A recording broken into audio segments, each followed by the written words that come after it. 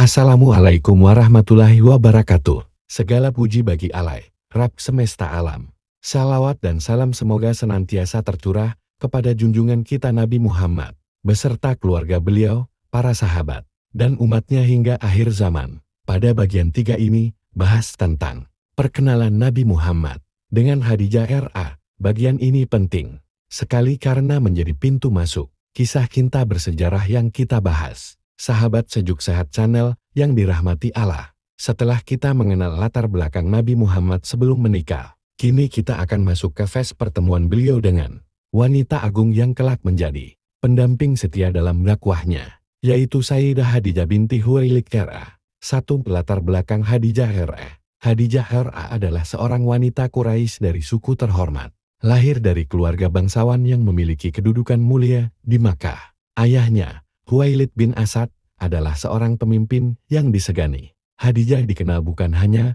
karena kecantikannya, tetapi juga karena akhlaknya yang mulia, kecerdasannya dalam berdagang, serta kedermawanannya. Sejak muda, Khadijah mewarisi usaha perdagangan keluarganya. Ia dikenal sebagai saudagar wanita yang kaya raya, memiliki banyak harta, dan memperkerjakan kafilah dagang yang membawa barang-barangnya hingga ke negeri Syam. Karena sifatnya yang suci dan menjaga kehormatan, masyarakat Makkah memberi julukan At-Tahirah yang artinya wanita suci. Sebelum bertemu dengan Nabi Muhammad, Khadijah pernah menikah 2 kali, namun kedua suaminya meninggal dunia. Dari pernikahan sebelumnya, beliau memiliki anak, namun meskipun seorang janda, kedudukannya di mata masyarakat tetap terhormat karena akhlaknya yang luhur. 2. Khadijah mendengar tentang Muhammad Al-Amin. Sebagai seorang pengusaha besar, Khadijah sering mencari orang yang bisa dipercaya untuk memimpin kafilah dagang. Ketika ia mendengar tentang Muhammad bin Abdullah, seorang pemuda Quraisy yang terkenal jujur,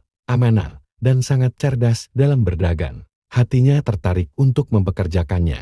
Khadijah telah mendengar banyak cerita tentang kejujuran Muhammad. Gelar Al-Amin yang disematkan kepadanya bukan hanya sekadar nama, tetapi benar-benar terbukti dalam kehidupan sehari-hari. Inilah yang membuat Khadijah yakin bahwa Muhammad adalah sosok yang tepat untuk mengelola sebagian urusan perdagangannya. 3. Muhammad menjadi pedagang Khadijah. Khadijah kemudian menawarkan kepada Muhammad untuk memimpin kafilah dagangnya menuju Syam. Muhammad menerima tawaran tersebut dan berangkat bersama salah satu pembantu Khadijah yang bernama Maisarah. Perjalanan dagang itu membuktikan siapa sebenarnya Muhammad. Sepanjang perjalanan, Maisarah melihat kejujuran, kebijaksanaan, serta akhlak mulia Muhammad.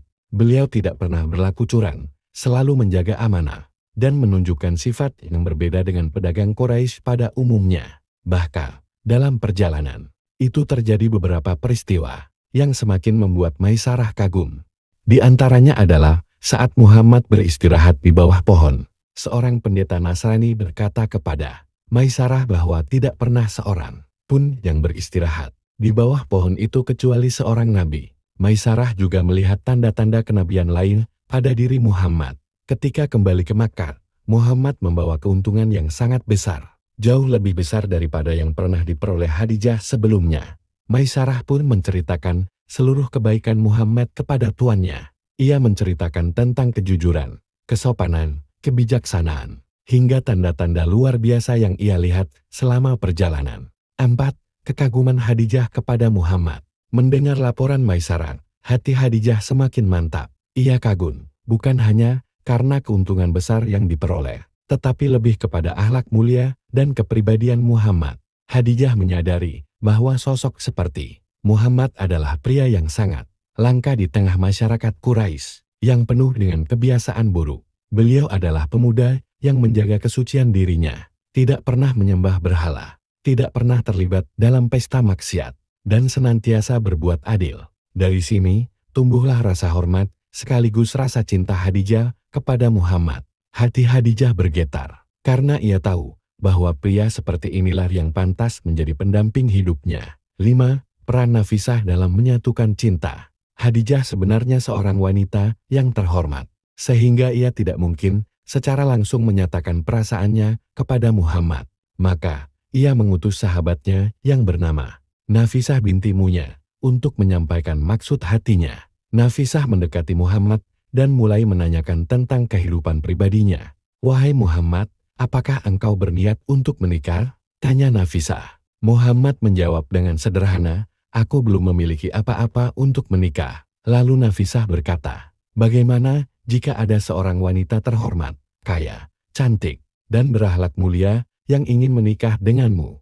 Muhammad terkejut, "Siapakah dia?" Nafisah menjawab, "Dia adalah Khadijah binti Khuwailid." Mendengar nama Khadijah, Muhammad terdiam sejenak. Beliau mengetahui bahwa Khadijah adalah wanita yang mulia, dihormati, dan sangat terhormat di Makkah. Beliau tidak menolak, bahkan merasa ini adalah sebuah kehormatan besar. Akhirnya, lamaran pun disampaikan, dan Khadijah dengan penuh kerelaan menerima pinangan Muhammad.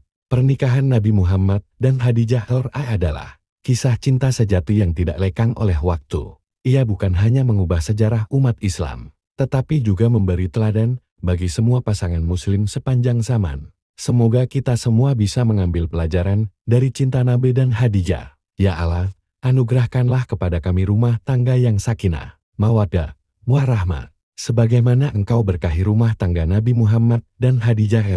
Sahabat, jika kisah ini bermanfaat, jangan lupa like, share, dan subscribe Sejuk Sehat Channel. Jadikan kisah Nabi dan Khadijah sebagai inspirasi dalam kehidupan kita sehari-hari.